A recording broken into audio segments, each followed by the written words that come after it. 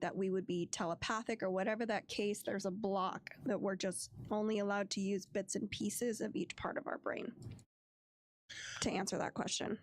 And I agree with that. And I think that that is a real explanation for some cases. And in some cases, I believe that there is a more likelihood of a demonic possession. And I think there's there's a list of things that the church that's my whole issue is the church. And I'll tell you this, creating I do not this demonic possession thing to make experiments out of people, or to be like, these are the same people who are like, mental health isn't real, you need God, when they really just needed medication. And I agree with that. But I think that there's also something else that is real out there that can't be explained. Possible. How do you explain the spirit box thing? I believe that ghosts are real. Right. And I believe that I don't believe that all of them are ghosts. I think that some of them are demons, which are basically the fallen angels, and whatever you want to call it. Like in any religion, right? First of all, I'm not religious. Okay. I just understand that there's something bigger out there that we can't begin to understand. I do not believe in church as a religion. I think that most churches and the people that are in churches are very hypocritical and are probably some of the worst people, and I do not find myself equally yoked with them because they have these righteous blinders on, and they refuse to see the truth because they think they're holier than thou. So I do not find myself having church with them in a building. I do not believe God is in a building. The best church I ever had was with my grandfather. We used to feed the homeless every Sunday from 1983 to 2007. Every single Sunday, never missed one. And one time, my grandfather, it was just me and him, and on a Sunday, we went down to the liquor store. We grabbed a couple 40 ounces of malt liquor and went to the park. Just me and him. I was 21 at the time. This was much later on. And we just sat down with some of the homeless people there. And we said, hey, you guys want to share a beer with us? And we passed around the 40, and we were just sitting there talking, and we were just fellowshipping with one another, telling our past stories and things that we've been through, our struggles. We prayed for them, and that was the best church I ever went to. It was helping people, even with just a beer as a way to open it up. Nowhere in the Bible does it say you can't have a beer. I don't understand where all these Christians... if you believe the Bible, he turned water into wine. Exactly. And that's lit. Just saying. That's what I'm saying. That's the kind of God I want to have. If someone could do that in front of me, I'm like, I'd be a believer. But I turn water into wine. I just add a little bit of fruit and sugar to it. That's not how that happened. That's how I do it. You're done preaching to me now. I'm just saying, I get it, why you guys have to believe what you do. It gives you purpose. It gives you something that's greater than yourself to explain things you don't understand. I totally get it. But there are things that just don't make sense because they don't make sense. Right. But according to Mark 5:9, he calls him Legion, for there are many. And Legion is apparently what is in Annabelle. Okay? At least what I've come to find. So let's finish watching this clip. Oh, it's so long.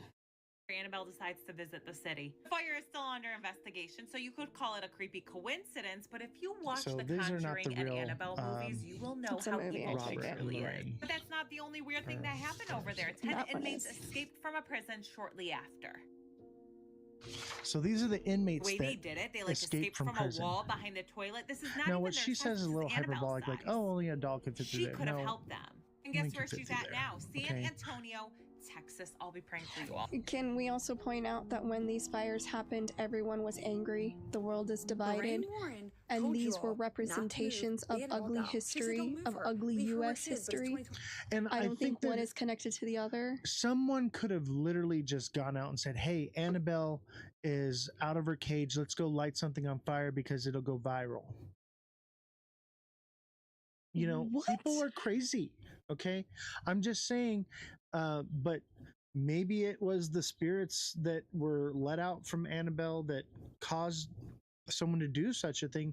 Me personally, I think it was just somebody was like, hey, we should totally set this plantation on fire because the history that it holds. Fuck these people. And two, oh, we can blame it on Annabelle. That's what I would do. That's what I would do too. But right, we don't know, but that the most likely scenario, the history that those plantations have, they probably deserve to be burned. Not saying that anybody should have got hurt. I'm just saying, I don't care what happened there. I don't think you should burn down a building just because it was the man who, was the judge for the Salem witch trials. Like, you don't burn the building down. No, it's a part of history, and there's things we can learn from history. They literally rename cities when atrocities happen there. There's a few in California. They're like, we're going to rebrand. We can't be associated. But if you burn the building down, there's nothing there to point at and say, hey, that's where this thing happened. No, once it's there, eventually, over time, it's lost and no one talks about it anymore. There's no remnants of it. There's no history left behind of it. That's the point. I know. So like, didn't win. And so if you take out there were no losers and the Confederate Army really won, where are we at here? The South will live on. Like, it's so weird because, like, I see that flag and I'm like, you lost, right? Like, that's a loser We're proud flag. people here. I'm being hyperbolic, by the way. I'm poking fun at the idea. I believe there's some sort of balance between spirituality and logic, but I'm always going to lean towards that logic angle. Right. And for me, I'm going to be in the middle with both. I'm going to give there some validity to the mind is a powerful thing and give some validity to that there just might be something supernatural. So I'm going to be open to both aspects and not discount one or the other just because one is easy for our mind to wrap around. Okay. Okay, so let's finish watching our little clip here. It's not. One is easy for our... Let's finish it here. 25. We like to fuck around and find out. So what do? We take Annabelle on a world tour. Okay, we're just moving her all over the place. They send her to New Orleans. Moving her all over the place. New Orleans, man. There's a lot of creepy energy in New Orleans. I disagree. It depends on what you discern as creepy. I mean, there's vampires. They literally had the fire out at one point, and it reignited itself. If that's not the ancestors speaking their truth. Yeah, it's not a little clip. I know, that's what I just said. But I want you guys to see. So these are the prisoners that escaped, right? Escape a prison. Okay? There are 10 That's pretty much all there was to take from this. Hold on. Unaliving people on the loose this in is New what Orleans. I want you to Actually, see I think they've right called here. She would cause chaos. I just didn't think it would end up like this. Annabelle. So this is the actual Ed and Lorraine doll. That's made like thousands. So I wanted chat to get a chance to see them, and this is supposedly the original doll. I don't think it is, though. Maybe it is. 1971. And they're just kind of explaining, what happened. The nurse received the doll. What we talked about. Right, and exactly. She would take it to bed with her at night. So I just wanted you guys to get a little context of who they are. They're not the people that you saw in the movie or whatever. So there's that. Okay. So this is the video. This one is short.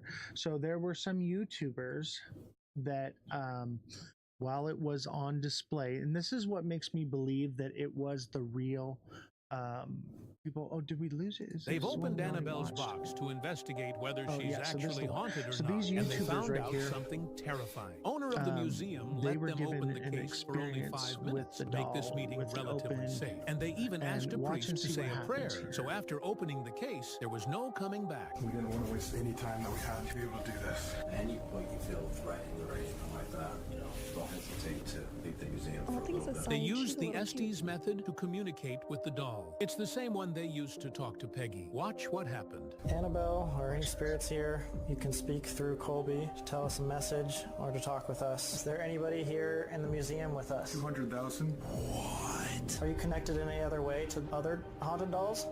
Everybody against you. Oh, what? What? Meeting with the doll showed immediate results, because after getting into the car, they had a serious argument and finished recording. You always believed. I mean, these guys were seriously traumatized from this. They've opened Annabelle's box. Pretty real and legitimate to me. This is why I believe that they had the real doll on tour.